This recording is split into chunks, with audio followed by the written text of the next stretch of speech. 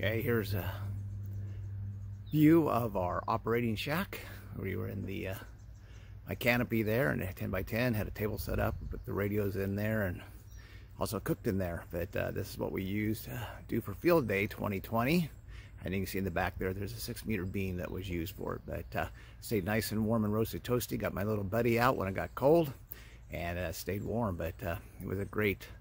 This is a great thing to have when you're out doing portable ham operations for overnight, and keep things dry and warm. Okay, Scott, K7GSG from Portable Ham Radio. I've got my FT8 set up right here. Right now I've got my 857D with my tuner, signal link, and laptop, of course, because I'm going to be doing some FT8, RIDI, CW if I need to, and also and I'm set up to do 6 meters, and I'll show you in a minute here my 6-meter beam, and I'm set up to do with my alpha antenna senior J pole 6 meters through 80 meters, and that's up in the tree, and I'll show you that too. But we're getting all set up for Field Day. I do have my ICOM 7100 in the car, and I can get it out if I need it, but we're getting all set up to do this. And I'm here with my friend James and 5XRQ, and we're going to be doing 2 Bravo, all battery powered, at from Eastern Washington. We're over in Kittitas County in CN97 November Hotel. Okay, I had to bring in the 7100. We found out that the FT8 57 was having, with the signal link, was having some issues. It was some feedback or something causing a lot of noise. James is on 20 meters, and we were trying out me being on 20 meters digital and him being on 20 meters voice, and I was just blowing him away when I was doing it with the Yaesu and the signal link. But when I switched over to the ICOM 7100 with its internal sound card, I was only he's getting about an S1 versus an S10 or so with the FT8 and signal link. So we're trying to find out if we need to put some ferrite beads for the signal link or what it is. But something seems to be causing a lot of interference that way. And I've noticed that my radio will actually shut off unless I got to really keep things down in power, which I try to do, but it still shuts off. And so there's some feedback or something happening with the signal link. So I got to figure that out. Don't have that issue with the ICOM 7100 using the internal sound card. All right, here's James and 5XRQ set up. He's running an ICOM 7100. He'll be doing 20 meters voice for our part of Field Day today.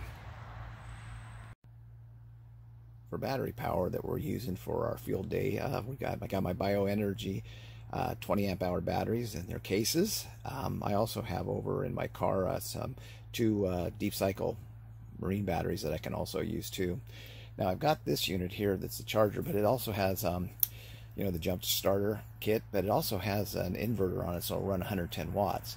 And you see right back behind the water jug there, I have a wireless modem, and what we've done is that James and I now can set up our laptops, and we can use the NFJ Field Day program, N3 FPJ Field Day program, and we can link our computers together so that we can make sure we're all logging the same contacts, we're not getting dupes and everything. So we've got ourselves our own personal wireless network set up to be able to do that. Okay, for Field Day, I am using my 2 28-watt BioPower solar panels, foldable solar panels. I've got them linked together, so they'll give me 56 watts. And I've got them running here on the side, a little cloudy day, but still, as you can see back here, still getting 13.1 volts coming from the solar panels, and it's going over here. There's a line going underneath there that's charging my Bioenergy Power 20 amp hour battery for Field Day. So it's keeping a nice charge on top of that.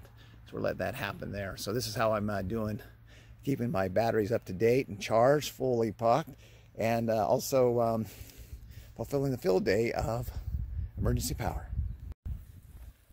Here's a solar panel James is using in 5XRQ. These are from Renology, 100-watt solar panels that done that. And so then he is actually using this. It's kind of a unique setup that he's got here. He's using his jump carry, and he's recharging that, and then he's using that to power his radio. So this is another unique way of getting power to your radios. There's my friend James in 5XRQ. He's got his Betty pole that's tuned for 20 meters that he'll be using for Field Day this year. Up there pretty good, and he's already received a lot of contacts, and just while he's been up here playing around, as you can see, we are out in the middle of the woods. We're at a place called 29 Pines Campground, and it's just kind of undeveloped, and you can come and stay or do anything you want. So we're out here enjoying nature and doing some portable ham radio for Field Day 2020.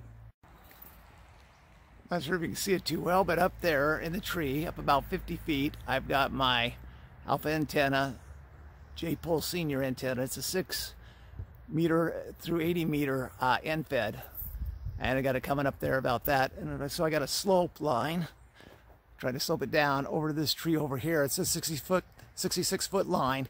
We got it down about 20 feet up in the tree on the other side. It's a sloper, and we were playing around with it last night, and I was here in New Zealand. I actually made a contact with Nicaragua from up here last night. So it's working pretty good. So this is what we'll be using for Field Day for voice and digital. I decided to do some 6 meters for our field today. So I got my 4-element beam, 6 meter antenna up there. We got it up about, I think we figured 20 feet. Yeah, we got it up 20 feet up there. So we'll see how that goes today of making it work for Field Day, so we can get some 6 meter contacts. Trying to do a little bit of 6 meter FT8 before the contest. Not too much going on right now. The bands are not open, so we'll have to see what we do when we do Field Day.